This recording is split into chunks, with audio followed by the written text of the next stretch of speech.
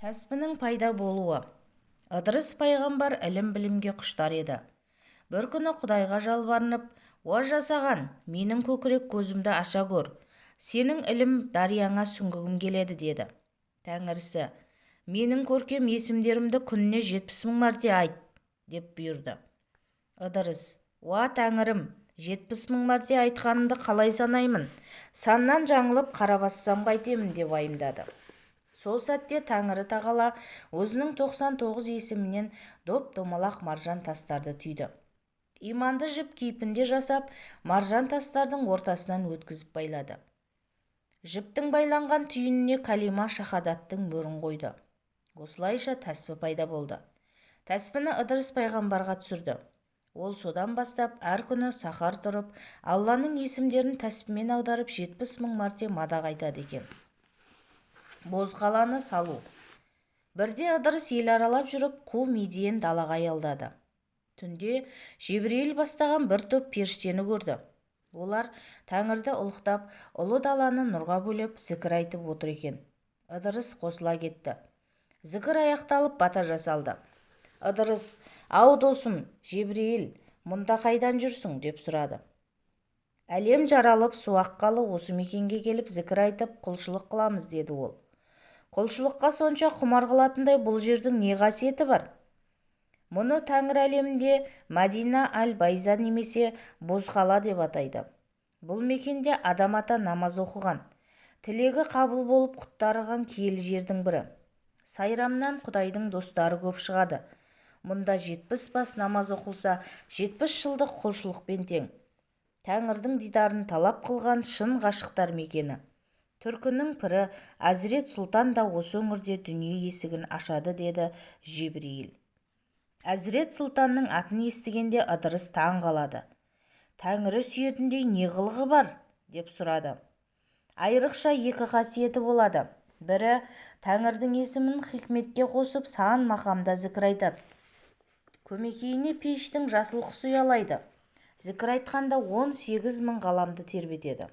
Тастай қатты жүректер қорғасындай балқиды. Тасқараңғы көңілге хақтың нұрын салады. Зікірі өлген жүректі тірілтіп, махаббат отын жағады. Жұрттың көкірегі кектен тазарып, ізгілікке тоймайтын құмар болады. Көңілдегі ойдың құлағы, хикметтің бұлағы ашылады. Құранның мәнін түркі тілінде сөйлетеді, деді періште. Екінші даралығы қандай? Көркем мінезі. Пақырлықта Мұхаммед саллаллаху алейхи уассалям пайғамбарды үлгі тұтады. Досына адал, жауына қатал, әдебіне періштелер сүйсінеді, дұшпандары күйінеді. Пайғамбардың сүйікті үмбетінен болады. Миғражда рухын көріп, пайғамбар перзентім деп еміренеді. Хикмет ілімін құрмаға жасырып, Әзірет Сұлтанға аманат етіп жолдайды. Қожа Ахмет ұлан ғайыр түркі даласына пайғамбардың сүндетін үйретеді. Бұл жерде не қала жоқ, қала салар дала жоқ. Шеңгел басқан қу Медиен. Жерінің құнарынан құмы көп, топырағынан тасы көп. Ілім қалай тарамақ? Ыдырыс, ілімнің дәні жер талғамайды, шарапаты ел талғамайды деп Жебірейіл сөзден тосты. Ыдырыс үнсіз қалды. Періштелер көкке ұшып кетті. Ертесіне Ыдырыс пайғамбар жолға шықты. Талас өзені бойында бір қаған деген қалаға тоқтады. Оның Мәліктегін деген патшасы бар еді. 90-нан асса да бір перзентке зар екен. Сәби сұрап бармаған тауы, баспаған жері, түнемеген әулиесі қалмапты. Патша сол күні түс көреді. Түсінде ғажап іс көреді. Шаһарға бір қонақ келіп, ордасына ағаш егіп жатады. Патша ұйқыдан тұра сала мұнараға шығады. Көкжиекке көз тастайды. Алыстан дәруіштің сұлбасын көреді. Жолына қызыл кілем төсеп, салтанатпен күтіп алды. 40 күн қонақ етіп жібермейді. 41-ші күн дегенде Ыдырыс, «Мен ел кезген дәруіш едім. Бір жерде 40 күннен артық дүние бізге қол емес. Ілімнің жолы ол емес. Дінде жүріп дос ізде, дұшпан өзі-ақ табылар» деген. Сапарға кететін мезгілім болды. Жолыма дұға етіңіз. Тақсыр деді. Патша, Сен келерде түс көрдім, түсімде ғажап іс көрдім. Бақшама еккен көшетің көзді ашып жұмғанша алып бәйтерекке айналды. Бәйтерек гүлдеп тұқым шашты, жер жаһанды орман басты. Соған қарап, жалғыз ұлдан тарайтын ұрпағым көп болар деп ырым еттім. 40-тың бірі Қызыр, 1000-ның бірі Уәли деген. Әсілінде тегін адам емессің. Шаңырағыма бата қыл, Құдай бір ұлмен сүйіншілесін деді. Ыдырыс қолын жайып бата берді. Ұзамай патшаның бәйбішесі толғатты. Елін жұртын қуантты. Шекесі торсықтай ұл туды. Ұл туғанға күн туды. Патша перзентінің атын Ақнұр деп қойды. Бала 15-ке келгенде әкесі дүние салды. Таққа ұлы отырады. Бір күні уәзірлеріне неге менің атымды Ақнұр қойды деп сұрады. 90-ға келгенше әкеңіз бір балаға зар еді. Ыдырыс пайғамбарды қонақ қылып батасын алды. Ұзамай дүниеге сіз келдіңіз. Оның құрметіне атыңызды Ақнұр қойды. Бұл құтты қонақ деген сөз, деді уәзірлері. Ендеше Ыдырысты табайық, сый-сияпат көрсетіп шапан жабайық, деді патша. 4 тарапқа ат шаптырып іздеді. Ыдырыс Ақсу өзенінің жағасында лашық тігіп жатыр екен. Патша оны көріп, бұл тойып тамақ ішпеген жарлы екен ғой, сый-құрметке қарқ қылайын деп мүсіркеді. Тонның қамқасын, аттың жүйрігін, табақтың алтынын, құманның күмісін, белдіктің кемерін алдына тастады. Ыдырыс қуанудың орнына көңілі пәс тартып, шапаныма қарап кедей деп ойладың-ау балам.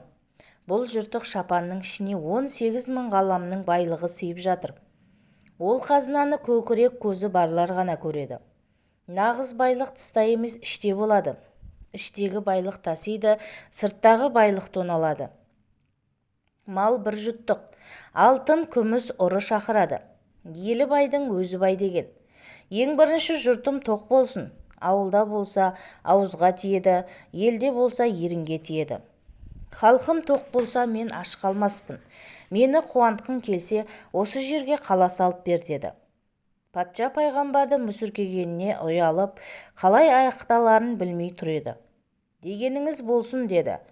Қазынадан мол ақша бөліп, Ақсу мен Бадам өзенінің ортасынан 400 зәулім сарай тұрғызды.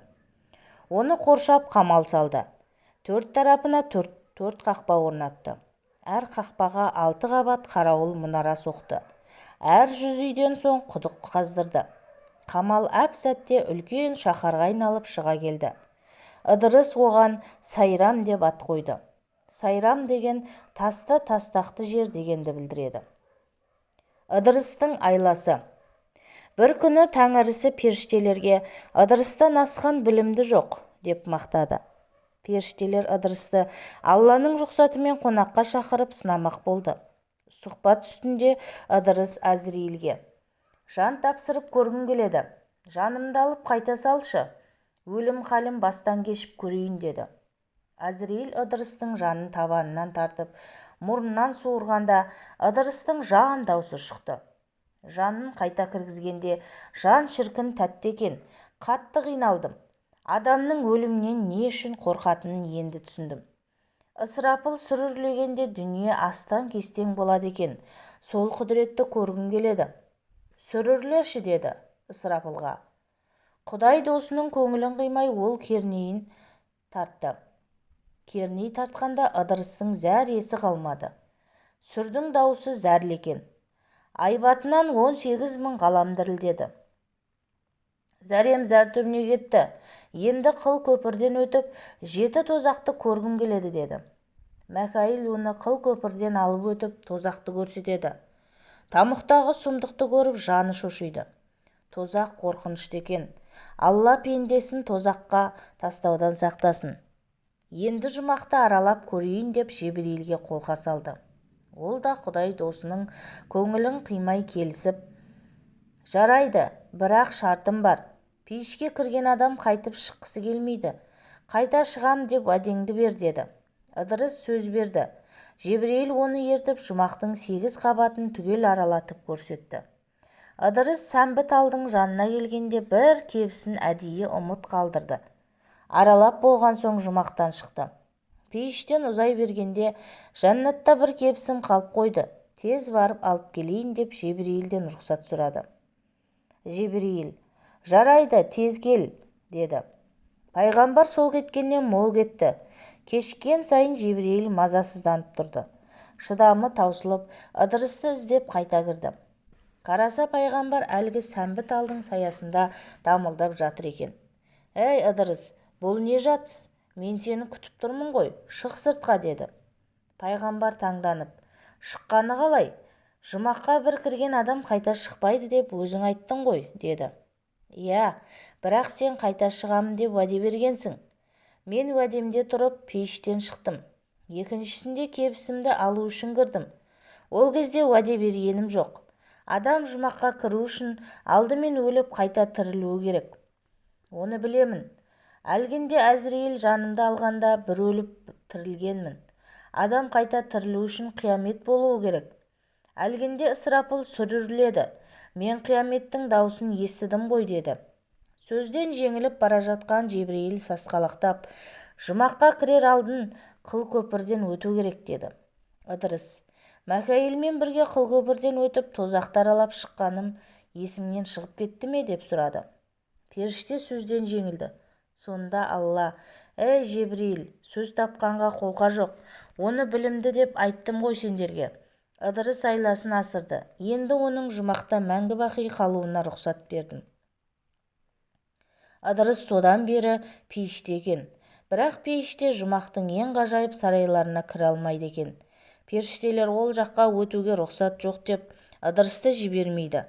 Себебі ол жақта Мұхаммед саллаллаху алейхи уассалям пайғамбардың дидар талап үмбеті ғана кіреді. Сол үшін Ыдырыс пайғамбар Әзіреті Мұхаммедтің үмбеті болсам деп үнемі егіліп жылайды екен деседі. Қиссаның соңы.